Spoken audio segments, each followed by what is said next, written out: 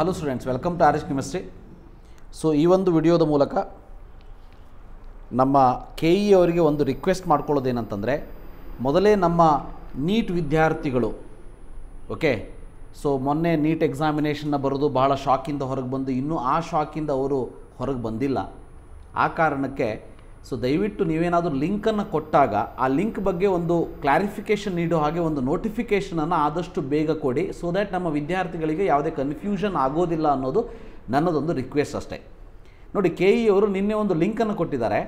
ಇಲ್ಲಿ ನೋಡಿ ಕರೆಕ್ಟಾಗಿ UGCET 2025 ಅಂಕಗಳ ಪ್ರವೇಶ ಪೋರ್ಟಲ್ ಕರ್ನಾಟಕ ಬೋರ್ಡ್ ಹೊರತುಪಡಿಸಿ ಬ್ರ್ಯಾಕೆಟಲ್ಲಿ ನೋಡಿ ರಾಜ್ಯ board, CBSE Karnataka, ICSE Karnataka ಅಂತ ಕೊಟ್ಟಿದ್ದಾರೆ.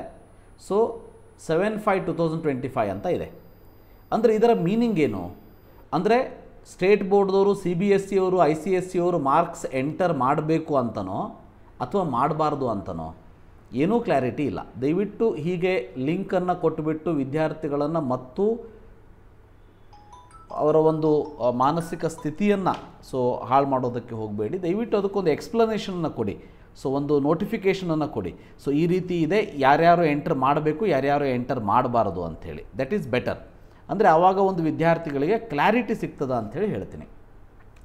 ಇದರ ಜೊತೆಗೆ ಇನ್ನೊಂದು ಪಾಯಿಂಟ್ ನೋಡಿ, ಇದು ಇವರು ಇಲ್ಲಿ ಕೊಟ್ಟಿರುವಂಥದ್ದು, ಬಟ್ ಇದೇ KEA ಎಕ್ಸ್ ಪೋರ್ಟಲಲ್ಲಿ, ಅಂದರೆ ಟ್ವಿಟರ್ ಅಂತ ನಾವೇನು ಕರಿತೀವಿ, ಈಗ ಎಕ್ಸ್ ಅಂತ ಏನಾಗಿದೆ ಅದರಲ್ಲಿ ಬಂದಿರುವಂಥ ಒಂದು ಮೆಸೇಜನ್ನು ಕೂಡ ತೋರಿಸ್ತಾ ಇದ್ದೀನಿ. ಇಲ್ಲಿ ನೋಡಿ, ಇವರು ಕೊಟ್ಟಿರೋದೇನಂತಂದರೆ, UGCET 2025 ಕರ್ನಾಟಕ ಹೊರತುಪಡಿಸಿ ಇತರ ರಾಜ್ಯಗಳಲ್ಲಿ ವ್ಯಾಸಂಗ ಮಾಡಿದ ಅಭ್ಯರ್ಥಿಗಳು ತಮ್ಮ ದ್ವಿತೀಯ PUC ಅಂಕಗಳನ್ನು ದಾಖಲಿಸಲು KEA ಲಿಂಕ್ ಬಿಡುಗಡೆ ಮಾಡಿದೆ.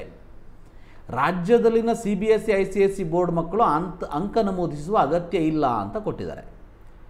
ಸೊ ಅಲ್ಲಿ ನೋಡಿದರೆ CBSE ICSE ಅಂಥೇಳಿ ಬ್ರ್ಯಾಕೆಟಲ್ಲಿ ಕೊಟ್ಟಿದ್ದಾರೆ.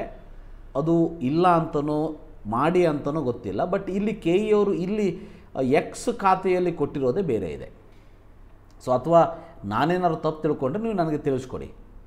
ಈಗ ಮೊದಲನೇದಾಗಿ ಅಂಕಗಳನ್ನು ಯಾರು ಎಂಟರ್ ಮಾಡಬೇಕು ಮತ್ತು ಮಾಡಬಾರ್ದು ಅನ್ನೋದನ್ನು ಅರ್ಥ ಮಾಡ್ಕೊಳ್ಳಿ. ಈ ಅಂಕಗಳನ್ನ ಮೊದಲನೇದಾಗಿ ತೊಗೊಳ್ಳೋ ಅಂಥದ್ದು CET ರ್ಯಾಂಕನ್ನು ಅನೌನ್ಸ್ ಮಾಡೋದಕ್ಕೆ. ಈಗ ಹಿಂದಿನ ವರ್ಷದವರೆಗೆ ಏನಿತ್ತು ಅನ್ನೋದನ್ನು ಹೇಳ್ತೀನಿ. ಈ ವರ್ಷ ಇವರು ಯಾಕೋ CBSE ICSE ಬೋರ್ಡ್ ಮಕ್ಕಳು ಅಂಕ ನಮೂದಿಸುವ ಅಗತ್ಯ ಇಲ್ಲ ಅಂತ ಕೊಟ್ಟಿದ್ದಾರೆ. ಆ್ಯಕ್ಚುಲಿ ಹಾಗಿರೋದಿಲ್ಲ.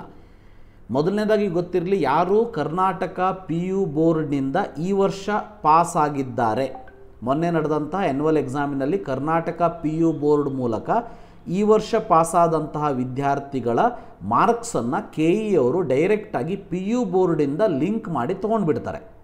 ಆದರೆ CBSE ಮತ್ತು ICSE ಬೋರ್ಡ್ಗೂ ಮತ್ತು KE ಅವರಿಗೂ ಯಾವುದೇ ಲಿಂಕ್ ಬರೋದಿಲ್ಲ. ಅಂದರೆ KE ಅವರು CBSE ICSE ಬೋರ್ಡಿಂದ ಯಾರ್ಯಾರು CET ಬರೆದಿದ್ದಾರೆ ಅವರ ಮಾರ್ಕ್ಸನ್ನು ತೆಗೆದುಕೊಳ್ಳೋದಕ್ಕೆ ಸಾಧ್ಯ ಇಲ್ಲ. ಆದ್ದರಿಂದ ನಿಮಗೆ ಈ ರೀತಿ ಒಂದು KEಯಲ್ಲಿ ಲಿಂಕ್ ಕೊಟ್ಟುಬಿಟ್ಟು ನಿಮಗೆ ಮಾರ್ಕ್ಸ್ ಎಂಟ್ರಿ ಮಾಡಿ ಅಂತ ಕೊಡಬೇಕು. ಆದರೆ ಈ ಲಿಂಕನ್ನು ನೀವು ಕ್ಲಿಕ್ ಮಾಡಿ other than other States, CBSE ICSE ಅಥವಾ ಕರ್ನಾಟಕ ಬೋರ್ಡ್ದವರು ಏನಾದರೂ ಲಿಂಕ್ ಮಾಡೋದಕ್ಕೆ, ಅಂದರೆ ಇದನ್ನು ಕ್ಲಿಕ್ ಮಾಡಿಬಿಟ್ಟು ಯೂಸರ್ ID ಅಂದರೆ ನಿಮ್ಮ ಅಪ್ಲಿಕೇಶನ್ ನಂಬರ್ ಮತ್ತು ಪಾಸ್ವರ್ಡನ್ನು ಹಾಕಿ ನೀವು ಕ್ಯಾಪ್ಚವನ್ನು ಹಾಕಿ ಇಲ್ಲಿ ಎಂಟರ್ ಅಂತ ಕೊಟ್ಟರೆ ಅದು ಬರ್ತಾ ಇಲ್ಲ. ಅಂದರೆ ಈ ಲಿಂಕ್ ಅವ್ರು ಯಾರಿಗೂ ವರ್ಕ್ ಆಗ್ತಾ ಇಲ್ಲ. ಅದರ್ ಸ್ಟೇಟ್ದವರು ಮಾತ್ರ ಈಗ ಸದ್ಯದ ಮಟ್ಟಿಗೆ ಮಾರ್ಕ್ಸನ್ನು ಎಂಟ್ರಿ ಮಾಡೋದಕ್ಕೆ ಸಾಧ್ಯ ಆಗಿದೆ. ಓಕೆ, ಸೊ ಈಗ ಹೀಗಿದ್ದಾಗ ಯಾರು ಎಂಟ್ರಿ ಮಾಡಬೇಕು, ಯಾರು ಎಂಟ್ರಿ ಮಾಡಬಾರ್ದು ಅನ್ನೋದರ ಒಂದು ಕ್ಲಾರಿಟಿಯನ್ನು KE ಅವರು ದಯವಿಟ್ಟು ನೀಡಬೇಕು. ಮೊದಲನೇದಾಗಿ CBSE ICSE ಅವರು ಅಂಕಗಳನ್ನು ಎಂಟ್ರಿ ಮಾಡಲೇಬೇಕಾಗ್ತದೆ. ಮತ್ತು ಜನರಲಿ ಲಾಸ್ಟ್ ಇಯರ್ ತನಕ ಏನು ಮಾಡ್ತಾಯಿದ್ರು ಅಂತಂದರೆ, PU ಬೋರ್ಡಿಂದ ಯಾರು ರಿಪೀಟರ್ಸ್ ಇರ್ತಾರೆ, ಅಂದರೆ ಹಿಂದಿನ ವರ್ಷ ಯಾರ್ಯಾರು ಪಾಸ್ ಆಗಿರ್ತಾರೆ ಅಂತಹ ರಿಪೀಟರ್ಸ್ ವಿದ್ಯಾರ್ಥಿಗಳ ಮಾರ್ಕ್ಸನ್ನು ಎಂಟ್ರಿ ಮಾಡಿ ಅಂಥೇಳಿ ಕೊಡ್ತಾರೆ KE ಅವರು ಲಿಂಕನ್ನು.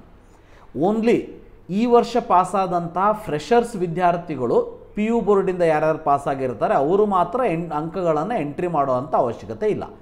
ಉಳಿದಂಥ ಎಲ್ಲ ವಿದ್ಯಾರ್ಥಿಗಳು, ಅಂದರೆ ಹಿಂದಿನ ರಿಪೀಟರ್ಸ್ ವಿದ್ಯಾರ್ಥಿಗಳಾದ ಕರ್ನಾಟಕ ಬೋರ್ಡ್ ಅವರು ಪ್ಲಸ್ CBSE ICSE ಫ್ರೆಷರ್ ಮತ್ತು ರಿಪೀಟರ್, ಮತ್ತು ಬೇರೆ ಸ್ಟೇಟ್ ಫ್ರೆಷರ್ ಮತ್ತು ರಿಪೀಟರ್ ಎಲ್ಲರೂ ಕೂಡ ಮಾರ್ಕ್ಸನ್ನು ಎಂಟ್ರಿ ಮಾಡಲೇಬೇಕು. ಆದರೆ ಇವರು ಲಿಂಕನ್ನು ಕೊಟ್ಟುಬಿಟ್ಟು KEA ಟ್ವಿಟರ್ ಹ್ಯಾಂಡಲ್ನಲ್ಲಿ ಕೊಟ್ಟಿರುವಂಥ ಇನ್ಫಾರ್ಮೇಷನ್ನೇ ಬೇರೆ ಇದೆ, ಮತ್ತು ಇಲ್ಲಿ KEA ವೆಬ್ಸೈಟಲ್ಲಿ ಅವರು ಕೊಟ್ಟಿರುವಂತಹ ಇನ್ಫಾರ್ಮೇಷನ್ ಸ್ವಲ್ಪ ಕನ್ಫ್ಯೂಷನ್ ಆಗೋ ಇದೆ.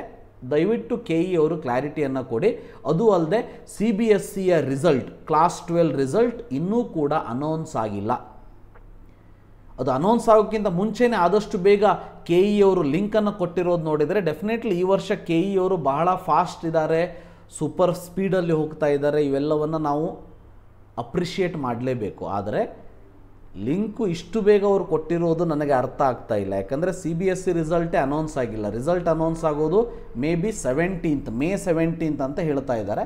ICSE ರಿಸಲ್ಟ್ ಅನೌನ್ಸ್ ಆಗಿದೆ. ಸೊ ಅಟ್ಲೀಸ್ಟ್ ICSEದವ್ರು ಎಂಟ್ರಿ ಮಾಡಿ ಅಂತನಾದರೂ ಕೊಡಬೇಕಿತ್ತು. ಬಟ್ ಅವರು ಎಂಟ್ರಿ ಮಾಡಿ ಅಂತ ಕೊಟ್ಟಿಲ್ಲ. ಆ ಕಾರಣದಿಂದ ಯಾವ ವಿದ್ಯಾರ್ಥಿಗಳು ಹರಿಬರಿ ಮಾಡೋದಕ್ಕೆ ಹೋಗಿ ನನ್ನ ಮಾರ್ಕ್ಸ್ ಎಂಟ್ರಿ ಆಗ್ತಾ ಇಲ್ಲ ಅಂತ ಮತ್ತೆ ಪ್ಯಾನಿಕ್ಕಿಗೆ ಒಳಗಾಗುವಂಥ ಅವಶ್ಯಕತೆ ಇಲ್ಲ. ಸ್ವಲ್ಪ ಕೂಲಾಗಿ ಇರಿ, ತಾಳ್ಮೆ ಇರಲಿ, ಸಹನೆ ಇರಲಿ. ಯಾವುದೇ ವರಿ ಮಾಡ್ಕೊಳ್ಳುವಂಥ ಚಿಂತೆ ಮಾಡೋ ಅವಶ್ಯಕತೆ ಇಲ್ಲ. ಬೇರೆ ರಾಜ್ಯದವರು ನೀವು ಮಾರ್ಕ್ಸನ್ನು ಎಂಟ್ರಿ ಮಾಡ್ಬೋದು, ಯು ಕ್ಯಾನ್ ಎಂಟರ್. ಅಷ್ಟು ಬಿಟ್ಟರೆ ಉಳಿದವರಿಗೆ ಎಂಟ್ರಿ ಮಾಡಲಿಕ್ಕೆ ಸಾಧ್ಯ ಆಗ್ತಾ ಇಲ್ಲ ಅಂದರೆ ಚಿಂತೆ ಮಾಡೋ ಅವಶ್ಯಕತೆ ಇಲ್ಲ. ಇದು ಕೆ ಇ ಅವರ ಲಿಂಕಲ್ಲಿ ಏನೋ ಪ್ರಾಬ್ಲಮ್ ಇದೆ ಅಥವಾ ಅವರ ನೋಟಿಫಿಕೇಷನ್ ಬರೋ ತನಕ ನಾವು ವೇಟ್ ಮಾಡಬೇಕಾಗ್ತದ ಅಂತ ಹೇಳ್ತಾ ಈ ಒಂದು ವಿಡಿಯೋನ ಇಲ್ಲೇ ಮುಗಿಸೋಣಂತೆ. Thank you. Have a nice day.